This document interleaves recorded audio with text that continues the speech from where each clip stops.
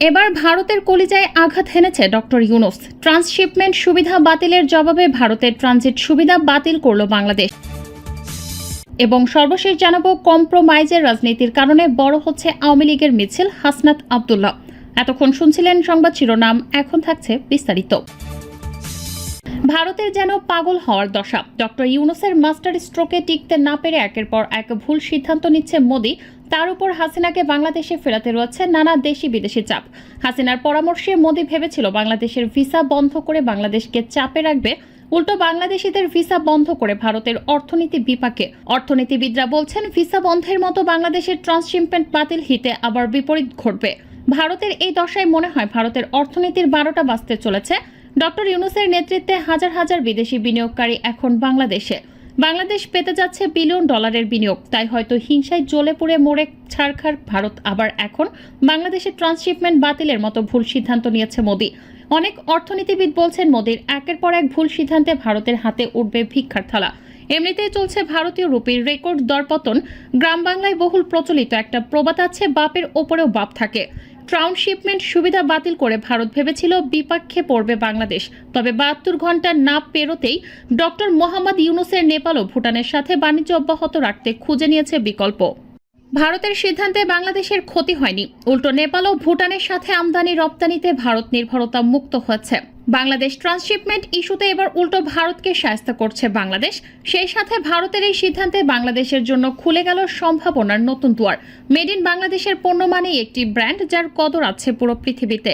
2024 সালে আমেরিকায় যেখানে বাংলাদেশের তৈরি পোশাক রপ্তানি হচ্ছে $7,34 কোটি বা 18,000 কোটি টাকা, সেখানে ভারতের পোশাক রপ্তানি ছিল $469 কোটি বা 56,000 কোটি টাকার মতো। বাংলাদেশের রপ্তানি খাতকে বাধাগ্রস্ত করতে নানা সময়ে বিভিন্ন ষড়যন্ত্রের নজির ভারতের নতুন নয়। বিভিন্ন সময়ে শ্রমিক অসন্তোষ বা পরিস্থিতি তৈরি করে দেশের পোশাক খাত ধ্বংসের ষড়যন্ত্রের পেছনে দেশটির হাত খুঁজে পান অনেকেই। পাটকল, চিনি সহ এপারের নানা শিল্প কারখানা যখন বন্ধ হয়, তখন সীমান্তের ওপারে গড়ে ওঠে এসব কারখানা। আর তাতেও যখন পেরে ওঠে না, তখনই শুরু হয় বিভিন্ন রকমের চাল।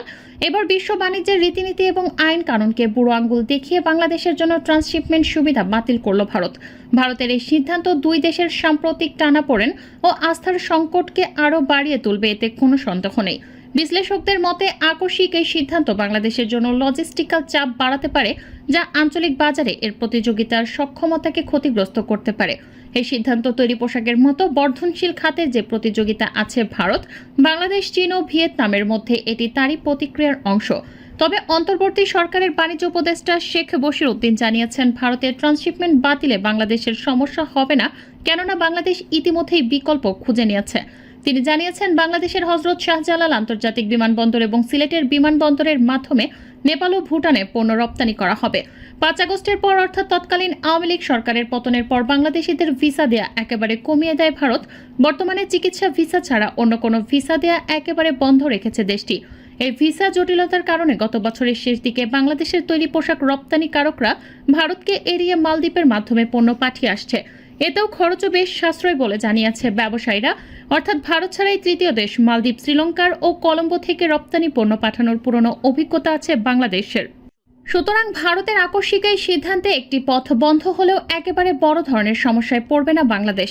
ভারতের এই সিদ্ধান্ত নতুন করে বাংলাদেশের সক্ষমতা বৃদ্ধি করবে। বাংলাদেশের প্রধান বিমানবন্দরের কার্গো পরিবহনের সক্ষমতা দ্রুতই বাড়ানো প্রয়োজন। 3rd টার্মিনাল চালু হলেও কার্গো ভিলেজের কাজ সম্পন্ন হলে দেশের আমদানি রপ্তানি বাণিজ্যে দারুণ সম্ভাবনা দেখা দেবে।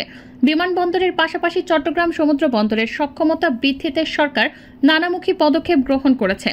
সম্প্রতি চীনের সাথে মংলা সমুদ্র বন্দর আধুনিকায়নের বিষয়ে সমঝোতার স্বাক্ষর সই হয়েছে।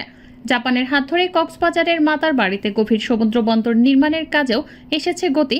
সব মিলিয়ে বন্দর সক্ষমতায় বাংলাদেশ এই অঞ্চলের সত্যিকারের অভিভাবক হয়ে ওঠার পথে আছে। সম্প্রতি নারায়ণগঞ্জের জাপানিজ অর্থনৈতিক অঞ্চল চট্টগ্রামের আনোয়ারায় কোরিয়ান এপিজেট এবং চীনের বিশেষ অর্থনৈতিক অঞ্চল ঘিরে বিশাল বিনিয়োগ সম্ভাবনা দেখা দিয়েছে। খুব শীঘ্রই চীনের 200 বিনিয়োগকারীকে নিয়ে বাংলাদেশে আসবেন চীনা বাণিজ্য মন্ত্রী। ভারতীয় রাষ্ট্রায়ত্ত বার্তা সংস্থা প্রেস ট্রাস্ট অফ ইন্ডিয়া এক প্রতিবেদনে জানানো হয়েছে, ট্রান্সশিপমেন্ট সুবিধার ফলে ভুটান, নেপাল ও মিয়ানমারের মতো দেশে বাংলাদেশের পণ্য রপ্তানির জন্য বাণিজ্য প্রবাহ বাধাহীন ছিল। ভারত 2020 সালের জুনে বাংলাদেশকে পণ্য রপ্তানির এই সুবিধা দিয়েছিল।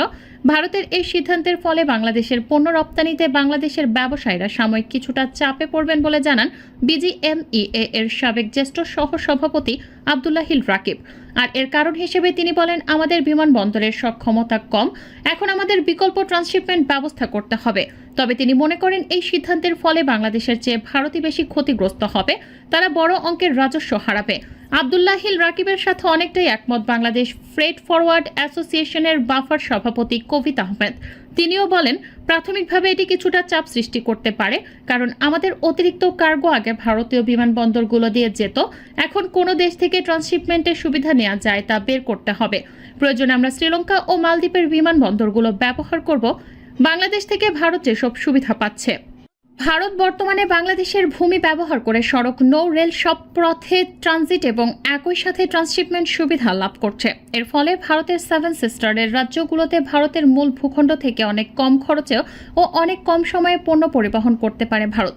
কিন্তু পারস্পরিক সুবিধা বিনিময়ের আওতায় কোনো চুক্তি এক পক্ষ যদি সুবিধা প্রদান করা বন্ধ করে দেয়, তবে অন্য পক্ষ যে কোনো সময় তার কাউন্টার পার্টনারকে সুবিধা দেওয়া বন্ধ করতে পারে। ভারতকে বাংলাদেশ মূলত মাল্টিমোডাল বা বহুমাত্রিক ট্রান্সশিপমেন্ট সুবিধা দিতে শুরু করে 2010 সাল থেকে। বর্তমানে দুদেশের মধ্যে নৌ প্রোটোকলের আওতায় কলকাতা থেকে আশুগঞ্জ পর্যন্ত নৌপথে, তারপর আশুগঞ্জ থেকে আখাউড়া আগরতলা পর্যন্ত সড়ক পথে ভারতীয় পণ্য পরিবহন করা হচ্ছে। 2016 সাল থেকে এই সুবিধা পেয়ে আসছে ভারত। এছাড়া চট্টগ্রাম ও মংলা সমুদ্র বন্দর ব্যবহার করে ভারত তার মূল ভূখণ্ড থেকে উত্তর পূর্বে 7 সিস্টার্সের রাজ্যগুলোতে নিয়মিতভাবে পণ্য আনা নেওয়ার কাজ করছে। 2018 সালের এক চুক্তির আওতায় 2020 সালের জুলাই মাস থেকে ভারতের সুবিধা পাচ্ছে। ভারত বাংলাদেশ থেকে ট্রানজিট ও ট্রান্সশিপমেন্ট বাবদ এত সুবিধা প্রাপ্তির বিপরীতে বাংলাদেশকে প্রদত্ত সীমিত ট্রান্সশিপমেন্ট সুবিধা বাতিল করার মাধ্যমে নিজেদের প্রাপ্য সুবিধা আদায়ের পথকে চ্যালেঞ্জের মুখে ফেলেছে বলে অনেক ভূরাজনীতি বিশ্লেষক মত দিয়েছেন। তারা বলছেন, বলো এখন বাংলাদেশের কোর্টে, বাংলাদেশ চাইলে যে কোনো সময় ভারতকে দেয়া এসব সুবিধা বাতিল করতে পারে। এছাড়া ভারতকে প্রদত্ত সুবিধা বাতিলের কথা সামনে এনে বাংলাদেশ তার প্রাপ্য সুবিধা লাভ করার জন্য দর কষাকষিও করতে পারবে। সব মিলিয়ে ভূরাজনীতি বিশ্লেষকরা জানাচ্ছেন, ভারতের এই পদক্ষেপের ফলে ভারত নিজের পায়ে নিজেই কুড়াল মারার পথ খুলে দিয়েছে।